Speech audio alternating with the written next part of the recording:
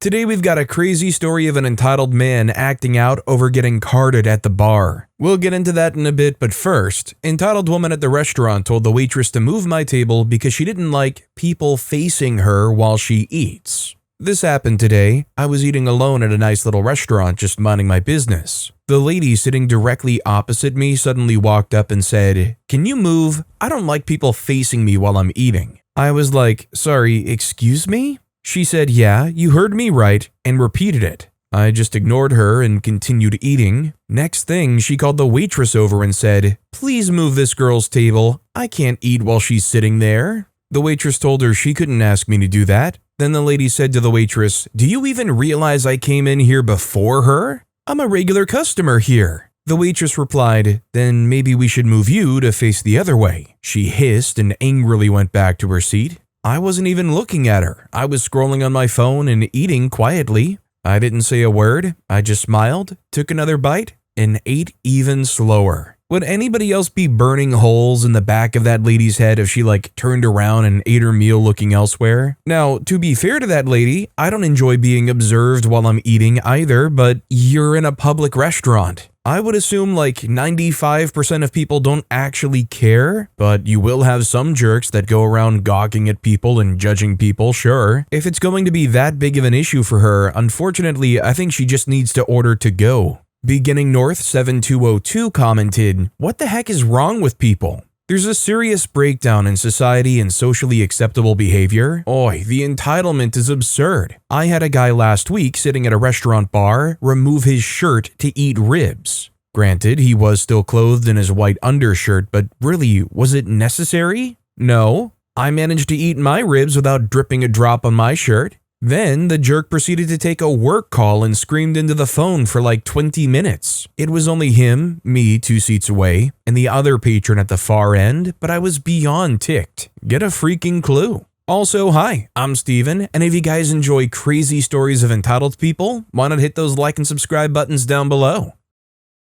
That said, our next story is, friend expected me to pay for everything. I just had to cut off an old friend that I rekindled with after I had my son. She has 2 boys. Her and her husband are separated but still married legally and living together. Recently, we went to a fair where she expected me to pay for everything. Every time we've ever went anywhere, I would pay. The last time we went out, I suggested Applebee's because it's cheaper and I don't mind paying usually, and she said she was expecting something more fancy, as if it was a date. Mind you, I am also married happily. I just laughed it off and we went to Applebee's anyways. Well, recently we go to the fair with our kids for a playdate where never once did I say I was paying because I'm not a millionaire and I can't afford to take a family of 3 plus me and my son, so really a family of 5 to the fair. We get there and I'm buying the pass for my son and myself, and she said she left her wallet in her car. No big deal, I'll pay and then she can just Venmo me. I pay for all the passes, we go on rides, we're having fun, and it's time to eat. We get food at the fair, which was extremely expensive, and her kids are just yelling out what they want. This, and she has absolutely no control of them, so I hurry to order everything, and this girl has the nerve to add hella more food to the order, which comes out to $110. After we eat, it's getting really hot. Our kids are tired, so I ask her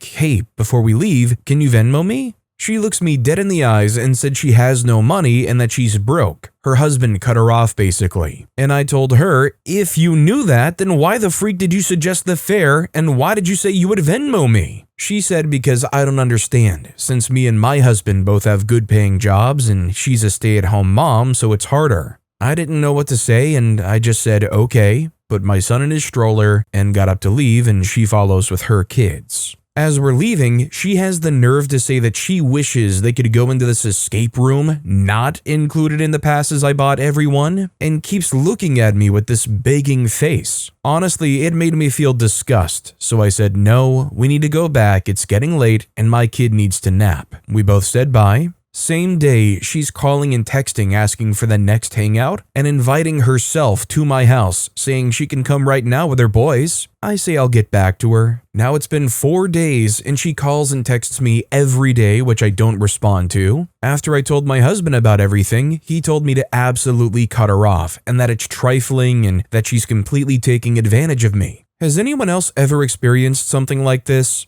Update, I texted her and said exactly how I feel and that she needs to pay me back. She got mad, I ended up blocking her and not responding to her last text. It won't let me upload screenshots, so I'm just gonna copy and paste the messages. I told her, hey, I know you've been texting and calling to hang out and schedule, but honestly I'm not really interested unless you can pay me back for the other day. I spent a lot of money and you lied to me and told me that you would Venmo. I feel like you took advantage of me because we were in front of the kids when I asked you to pay me back. I would never do that crap to you. You're just assuming that we're well off because we both work, when in reality it's because we budget. If you had been straightforward that you didn't have money, I would have brought snacks and we could have gone to the free splash pad or the park or literally anything free. Her response, what do you expect from me? I'm depressed and going through a divorce and have no money. I tell you the truth and then you use it against me? You're just holding everything you paid for over my head when I never asked you to do that. SMH. I reply, you literally did ask me to do that, what the heck? You said you were going to Venmo me and literally lied to my face and made sure to wait until after I paid for everything. I get you're depressed and I'm sorry for what you're going through, but that has no correlation to you lying and waiting until after I paid to guilt trip me. Her response, I have enough going on right now. I really don't need to be dealing with this, honestly. I reply, so are you going to pay me back or not? Her response was, not. You don't need me to pay you back. You're doing just fine. You're just a greedy person. You literally have your husband paying for everything. You have no idea what it's like to struggle, and I'm struggling so bad right now. We're staying together for the kids, but he doesn't help me with anything, and I never have money. I replied, you literally showed up with Starbucks though? Her response was, you're going to be like that and watch all my expenses? Why are you even texting me? I don't want to be friends with someone that's going to hold everything over my head. You're just a greedy person. You think you're better than me and you're not. You always look down on people. I never should have told you crap about my marriage because you clearly don't even care. I never responded to her last text and just blocked her. So I just want to say, I'm glad that OP put it all out there. We were able to read all the juicy texts and see the back and forth here. You clearly don't care about me no matter what I say or what I divulge. Well, yeah, it's almost always going to work out like that when you put OP in an unwinnable, untenable, unfair situation like that. How can they care about you and your circumstances when you made them pay hundreds of dollars for you on a whim with the expectation that you were going to pay them back? Are people supposed to make it a habit of taking a personal interest in people's lives who have shown to be blatantly lying to them? Carlos Fur 2201 commented on the post, just send her Venmo requests for the money she owes you and she won't contact you anymore. Or I guess keep asking her what her Venmo ID is if you still don't have it. Phoenix Flare 1 replied, she's a taker. The only way she'll stop doing this is if 1, you stop paying for her, 2, you run out of money.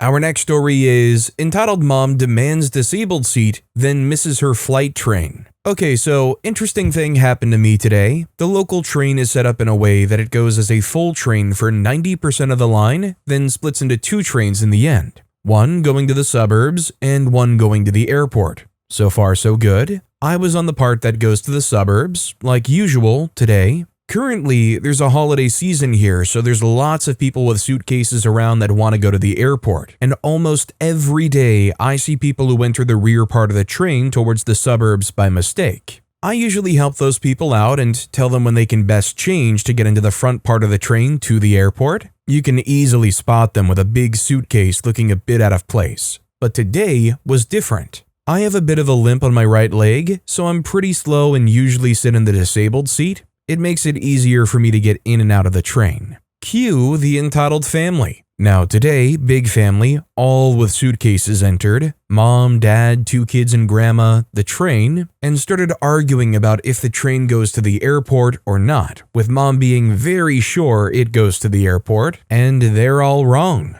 Looking for seats, they're coming over towards me. I was pretty much sitting alone, mom coming up to me and telling me that I should get up and make room for them, telling me that I was sitting in a family part and shouldn't be sitting there. To be honest, I would have made room for them anyways, but I only smiled at them and got up without another word. But mom wasn't done yet, telling me off about how rude I am and that I should look out for people who actually need those spots. Dad pulled her to the side and just pointed out my limp and that I'm probably disabled. She only looked at me like sour grapes, just very much insincere apology. I was staying quiet towards them, moving a couple of seats over, and watching with somewhat malicious delight as they realized they were in the wrong part of the train and missed the last station to switch over. Really kind of played out here like a malicious compliance story, and I'm all for it when it screws over some entitled jerks, especially ones who were jerks in the moment and then when they saw OP get up and have a limp, can't even bring themselves to be enough of a person to truly apologize for it. Probably gave one of those, yeah, whatever, I'm sorry, kind of things.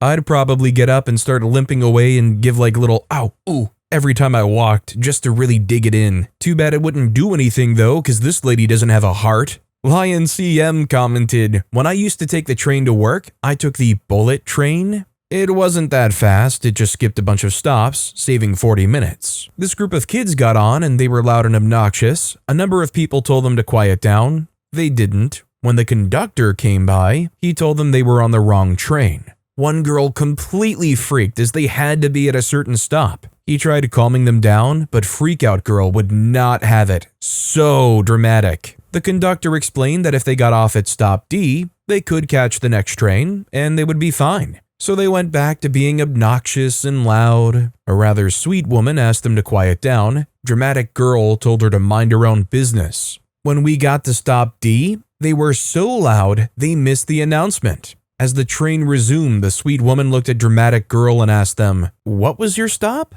Just as Dramatic Girl was about to speak, she noticed the sign for the stop and freaked. Someone said if they had been quiet, they would have heard the announcement. The sweet woman said, "Well, when we get to the station, the next train south will be stopping at your stop, so you'll be fine." The regulars knew that when we pulled into the station at 8 o'clock, the 8:05 was supposed to be there. We also knew that our train almost never arrived before 8:05, so as we were approaching, we could see their train departing. No one said a word, but we all got off that train with big smiles. I didn't wait around to see the result, but I can't imagine.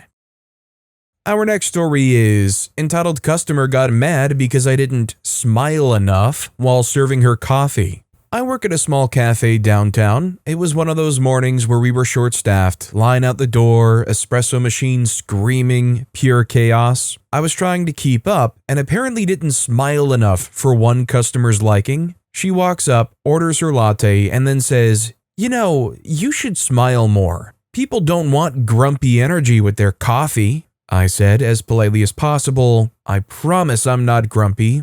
Just focused." She rolls her eyes and goes, "You baristas always think being tired is a personality." Then she leaves and comes back 5 minutes later to tell my manager I was rude and joyless. My manager backed me up, thank God, and told her she's not a clown, she's a barista. Apparently, expecting service workers to perform happiness is a hill some people really want to die on. So whenever I go to a drive-thru, I probably will notice if somebody sounds maybe unhappy or grumpy or whatever. But unless they're actually like pointedly saying something or like shoving a drink in my face like "have a good day," then I'm just going to assume they're just not having a great time and move on and hope that my order's right. At least I myself know the last thing I want to hear if I'm not having a good day or I am kind of grumpy is, "You know, you should smile more." Or that whole, "What's wrong? Come on, put a smile on that face." Makes me start dreaming that there's suddenly a baseball bat on somebody else's face in that moment. Register Honest commented, "I was working in a factory. A married couple owned the company. I passed the wife and she made that smile sign with her finger. I thought, what the heck, and smiled back. I got back to my workbench. I started laughing. Was I supposed to be happy about busting my butt to make them money? Our next story is, lady wants a free empty seat on a plane. Me, solo traveler, flying internationally from Asia to the US, just getting checked in at the counter. On this plane, the seat layout is 3 seats, aisle, 3 seats, aisle, 3 seats. I ask the flight attendant if it's possible to move my middle seat to one that is the window or an aisle, but clearly state that it's fine if it's not possible. She gets me an aisle seat, and I am jazzed. Next to me, woman and man, looks like a couple, doing the same. The woman says, "Are there any rows of 3 with an empty middle seat?" The flight attendant replies, "I'm sorry, I can't guarantee any seats will remain empty. I can seat you next to each other though." The woman replies, "No, I want to sit with an empty seat between us." The man murmurs something to her, looks kind of embarrassed. The lady says, "No, I like the extra room. We would like to be seated with an empty seat between us," continues to make the same request to the poor flight attendant. Later, after boarding my flight, I realized that the middle seat between me and the other aisle passenger was open, and it made me smile. "Lady, we all want the extra room, but we aren't entitled to it, dang. Leave the poor customer service agents alone." I mean, I don't fault them necessarily for asking. I mean, hey, is there any extra room up there in first class? Can I move up there? I mean, since everybody seems to be making requests out here. I mean, they saw them give OP something, why not shoot their shot? Might be an air ball instead of a Steph Curry splash, but hey, she shot her shot. Beneficial Test 5917 commented,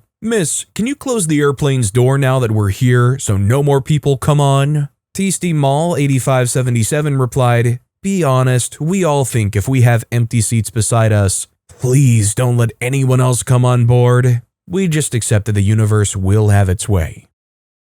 Our next story is, entitled Fitness Attendee Tries Using Her Lipstick to Write an X on Equipment She's Going to Use. This happened yesterday afternoon at gym. A woman was making her way to different pieces of equipment in the gym, only she didn't sit to use any of them. Instead, she used her lipstick to make X's on the equipment. I walk over and ask what she's doing after she puts an X on the final piece of equipment, and she says she's labeling which equipment she'll be using when she comes out of the locker room, then disappears to the locker room. When she returns, she finds everything she had labeled occupied, and she walks over to me as I'm training someone and says, "What's going on? She reserved her spots." I told her there's no reserving equipment, and people had to clean up her marks before using the equipment. I told her if I caught her trying to use any kind of makeup again on the equipment to, in a way, claim it as hers while she's in the locker room, I'll get my boss to talk to her about how it's unsanitary to use any kind of makeup on equipment just to reserve a spot.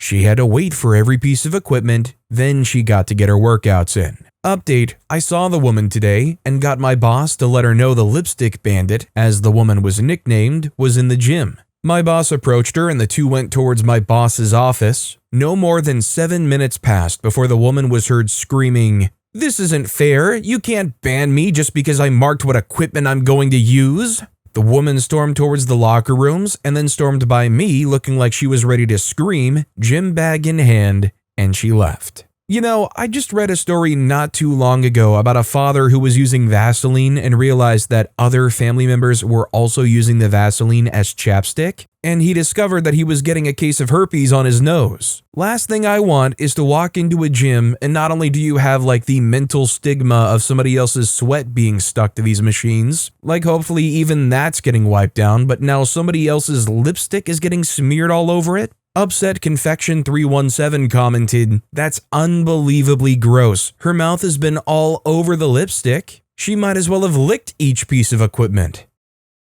Our next story is, entitled Cousin Ruined His Life After a Family Reunion. My 31-year-old male, cousin, 30-year-old male, who I'll call Jake, has always considered himself the favorite of all the grandkids because of how our grandparents would always do stuff specifically with him. The real reason why they only spend time with him is because he lives 5 minutes from them, whereas the rest of us live in different states, me being the furthest at a 13-hour car ride. None of us knows where this entitlement comes from. Even Jake's parents have called him out on his behavior, but it doesn't change. So, to the story, my grandma passed away 10 years ago, and my grandpa is getting up in age, 92-year-old male, but still amazingly healthy despite it all. My dad, aunts, and uncles were having some discussions with him leading up to the summer family reunion regarding future funeral costs, making sure his will was up to date, insurance, etc. We get to the reunion this past August, and all is going well until Jake starts to make a comment about how he's totally getting the house and Grandpa's refurbished cars. My grandpa rebuilds old cars with my uncle, Jake's dad. We all ignore him like usual, which seems to upset him, so he decides to prove it to us and ask Grandpa directly about the will. Grandpa gathers all 9 of the grandkids together and tells us that his major assets, house, and cars will be sold and divided equally among all of us grandkids. Jake lost his crap because despite years of being told that he loves all of his grandchildren equally, he still believed he was the favorite and would therefore get most everything from the inheritance. It got even worse when he realized that this included our step-cousin Erin, 25-year-old female, who, despite being in the family since she was 12, wasn't even a real grandkid. The reason I'm writing about this now is that I just got off the phone with another of my cousins an hour ago who told me that Jake was arrested last night for trying to steal one of our grandpa's cars. But since he never once actually helped with those things, the idiot tried to steal one that didn't even work yet. So, from what I've heard, Jake is currently sitting in a jail cell with his parents refusing to bail him out, and my grandpa has a meeting with his attorney on Thursday to remove Jake from the will. Sorry if this was all over the place, but this is the basic gist of the drama currently taking place in my family. Edit, just to clarify, Grandpa had discussed this in advance with all of his kids, my dad, aunts, and uncles, and as everyone is well established in life, they were happy to let the money from the house and car sales go to the grandkids. Everyone will still be getting sentimental items too, of course. Edit 2, none of us know why or where Jake gets his ego from. He's a college graduate, had a great job working for a local mining company. His parents are honestly my favorite aunt and uncle to hang out with. He doesn't do drugs, and he's the kind of guy to nurse a single beer for an hour and call it a night. I know I've been watching way too much House when OP added that last little segment in there about we don't know where the ego comes from, and all of a sudden I'm in my head like, maybe it's a symptom, maybe there's something greater going on here. Maybe he's just the kind of guy that's otherwise a very normal person that's just hardwired to have a big ego. Honestly, I think it's fine to even have a decent-sized ego about yourself, it's just how you treat other people. You can still think you're the crap, and you can still treat other people well. Is This One Taken 13 commented on the post, when my grandmother died, she had arranged to give $1,000 to each of the grandkids. One of my uncles threw a tantrum because 2 of the cousins were conceived by my uncle in a sperm donor situation, so Tantrum Uncle tried claiming that they didn't count as family. What a freaking turd, burning bridges over $2,000. Our next story is, I'm old enough to be your dang dad. I'm posting this now after a late night of drinking with my fiance and in-laws, and it still makes me chuckle. My fiance, her parents, and I went out to a bar for a little hangout time. No special occasion, just wanted to spend time together. So we're at our table and we're talking, drinking, laughing. Father-in-law's eating a burger and sharing fries with mother-in-law. Fiance accidentally spilled beer on me while laughing. Good times are being had. At one point, I catch a bit of conversation over at the bar, and though I wasn't trying to listen in, they were just loud enough to be heard, so I glanced over. Entitled man is standing at and leaning over the bar with his wallet in hand, talking with the bartender. He says, "You can't be serious. I mean, look at me. Come on." The bartender says, "I'm not gonna risk my job for not following policy, so you can show me your ID or you can leave." The man replies, "I don't have to show you crap. I'm old enough to be your dang dad. I have a right to drink here." The bartender replies,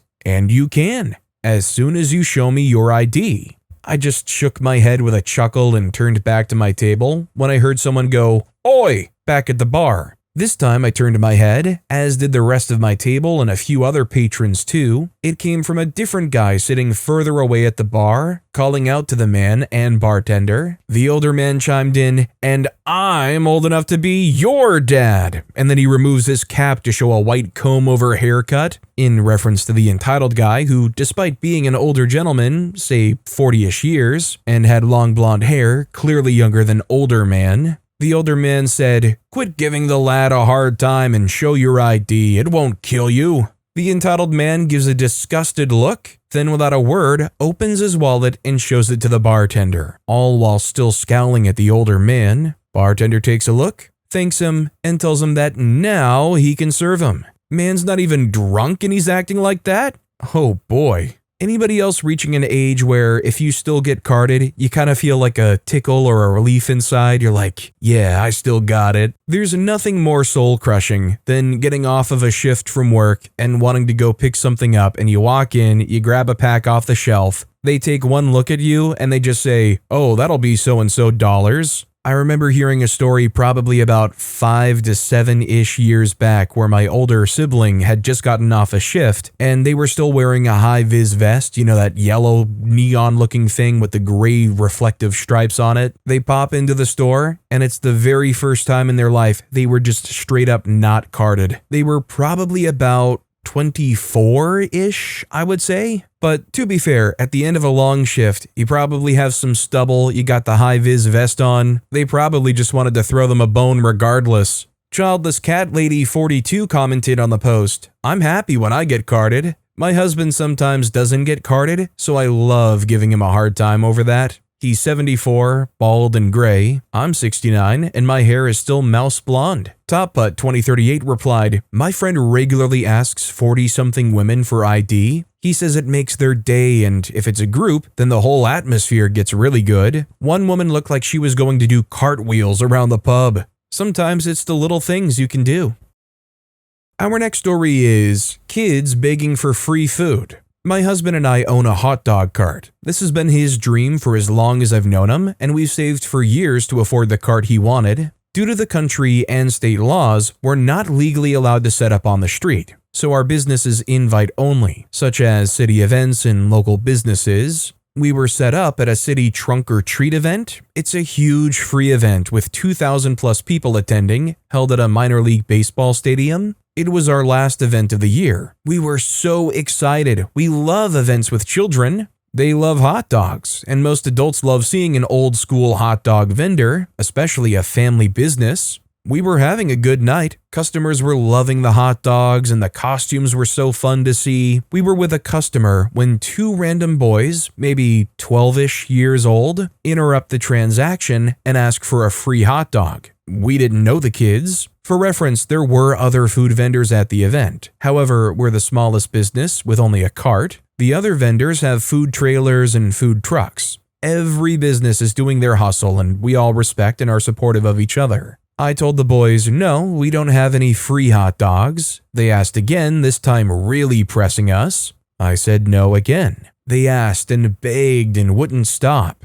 My husband asked them, "Have you asked vendor A for a free burger?" The kids say yes, but the vendor told them no. We asked them if they asked vendor B, C, D, and E for free food. They say yes, but all of the vendors said no free food. These boys badgered us for over 5 minutes, begging for free hot dogs. Finally, my husband goes on about how we're the smallest business here, and we can't afford to give away free food. Finally, the boys left, but they came back after 20 minutes and asked again for free hot dogs. Finally, my husband said, "If you come back 10 minutes before closing, 7:50 p.m., and we have unsold hot dogs, they can have a free hot dog. Better to give away your unused inventory than throw it away." They leave, satisfied with that. They come back at 7:30 and say that they're leaving the event and demanded their free hot dogs. We said no, come back later, like we said earlier. We kept saying no free food, and they finally left for good after begging for a few more minutes. I am flabbergasted at the audacity of these boys.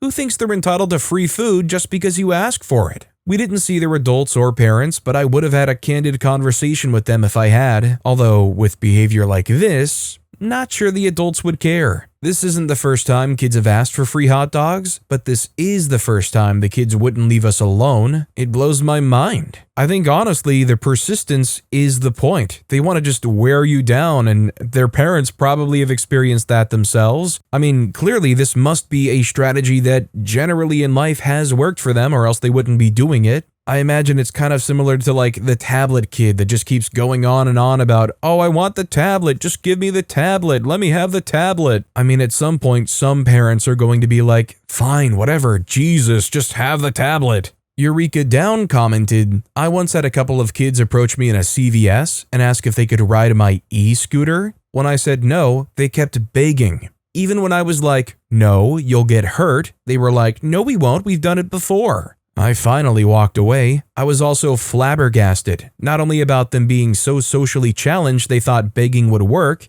but also as to why two such hapless children were unaccompanied. Some kids aren't being raised right.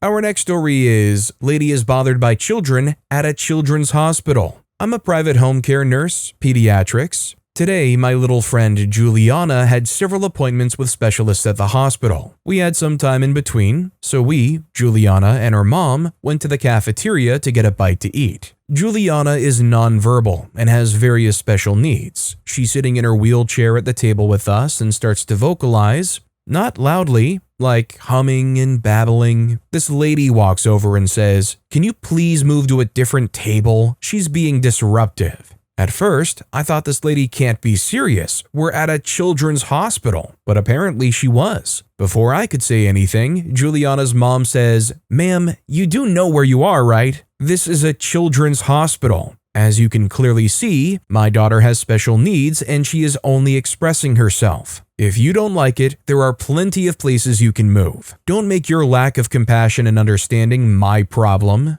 The lady just stands there with a shocked look, puts her hands on her hip and says, "I came down here to work on my laptop and she's making it hard to concentrate. Now I have to pack up all my things to move." I just pointed to all of the things we had. With that, she just walked off, sighing loudly, and gathered up her stuff. ETA, just to clear up some things, this lady didn't appear to be an employee of the hospital, looked to be in her 40s. This was at a large hospital in Atlanta, Georgia, that has a library and other spaces for families. I'm sorry, Karen, are you upset that people in a public or semi-public space are making noise? Okay, let me stop. I would just keep going in that like a passive-aggressive nonsense. Did you know that people generally make sound? Eladan5 commented, also, who tries to get work done in a cafeteria? Riley Biley replied, in uni, I like to memorize my notes in the university hospital cafeteria. I could read my notes out loud without disturbing anyone, and I liked the occasional distractions and people watching.